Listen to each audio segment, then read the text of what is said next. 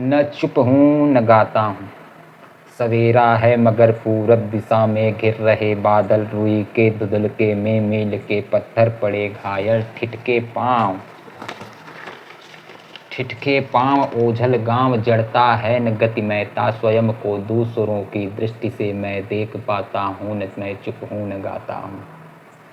समय की सदर सांसों ने चिनारों को झुलस डाला, मगर हिमपात को देती चुनौती एक दुर्म माला, बिखरे नीर विहसे चीड़ आंसू है न मुस्काने, हिमानी झील के तट पर अकेला गुनगुनाता हूँ, न मैं चुप हूँ न गाता हूँ। एक और कविता है छोटी सी। गीत नया गाता हूँ, टूटे हुए तारों से फूटे बासंती स्वर, पत्थर की छाती में उग आया नव अंकुर, झरे सब पीले पात कोयल की कुहुक रात, प्राची में अरुणिम की रेख देख पाता हूँ, गीत नया गाता हूँ। टूटे हुए सपनों की कौन सुने सिसकी, अंतर की चीर व्यथा पलकों पर ठिठकी, हार नहीं मानूंगा रार नहीं ठानूंगा, काल के कपाल पर लिखता मिटाता हूँ, गीत नया गाता हूँ।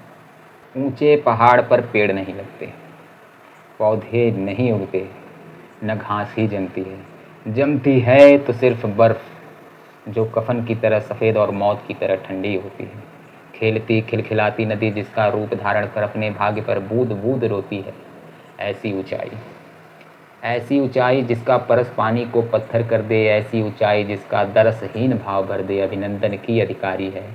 आरोहियों के लिए आमंत्रण है, उस पर झंडे गाढ़े जा सकते हैं, किंतु कोई गौरैया वहाँ नीड़ नहीं बना सकती। न कोई थका मादा बटोई उसकी छाँव में पल भर पलक ही झपका सकता है। सच्चाई यह है कि केवल ऊंचाई ही काफ़ी नहीं होती, इससे अलग थलग परिवेश से पृथक, अपनों से कटा बटा शून्य में अकेला खड़ा होना पहाड़ की महानता नहीं मजबूरी है। ऊंचाई और गहराई में आकाश पाताल की दूरी है। जो जितना ऊंचा होता है उतना एकाकी होता है, जो जितना ऊंचा होता है उतना एकाकी होता है, हर भार को स्वयं ढोता है, चेहरे पर मुस्काने चिपका मन ही मन रोता है। जरूरी यह है कि ऊंचाई के साथ विस्तार भी हो, जिससे मनुष्य ठूंठ सा खड़ा न रहे, औरों से घुले मिले, किसी को साथ ले किसी के संग चले, भीड़ में खो जाना यादों में डूब जाना, अस्तित्व को स्वयं को भूल जाना, अस्तित्व को अर्थ जीवन को सुगंध देता है। धरती को बौनों की नहीं ऊंचे कद के इंसानों की ज़रूरत है, इतने ऊंचे कि आसमान छू लें, नए नक्षत्रों में प्रतिभाओं के बीज बोलें, किंतु इतने ऊंचे भी नहीं कि पांव तले दुब ही न जमे, कोई कांटा न चुभे, कोई कली न खिले, न वसंत हो न पतझड़ हो, सिर्फ ऊंचाई का अंधड़, मात्र अकेलेपन का सन्नाटा। मेरे प्रभु मुझे इतनी ऊंचाई कभी मत देना, गैरों को गले लगा न सकूं, इतनी रुखाई कभी मत देना। पृथ्वी पर मनुष्य ही एक ऐसा प्राणी है जो भीड़ में अकेला और अकेले में भीड़ से घिरा अनुभव करता है।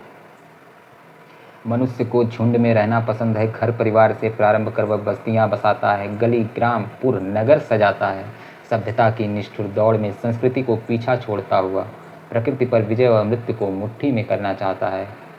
अपनी रक्षा के लिए औरों के विनाश के सामान जुटाता है, आकाश को अभिशप्त, धरती को निर्वसन, वायु को विषाक्त, जल को दूषित करने में संकोच नहीं करता, किंतु यह सब कुछ करने के बाद जब वह एकांत में बैठकर विचार करता है, वह एकांत फिर घर का कोना हो या कोलाहल से भरा बाजार, या प्रकाश की गति से तेज उड़ता जहाज, या कोई वैज्ञानिक प्रयोगशाला था, या मंदिर या मरघट, जब वह आत्मालोचन करता है, मन की परतें खोलता है, स्वयं से बोलता है, हानि लाभ का लेखा जोखा नहीं, क्या खोया क्या पाया का हिसाब भी नहीं, जब वह पूरी जिंदगी को ही तौलता है, अपनी कसौटी पर स्वयं को ही कसता है, निर्ममता से निरखता परखता है, तब वह अपने मन से क्या कहता है इसी का महत्व है। यही उसका सत्य है। अंतिम यात्रा के अवसर पर विदा की वेला में जब सबका साथ छूटने लगता है, शरीर भी साथ नहीं देता, तब आत्मग्लानि से मुक्त यदि कोई हाथ उठाकर यह कह सकता है कि उसका जीवन में जो कुछ भी किया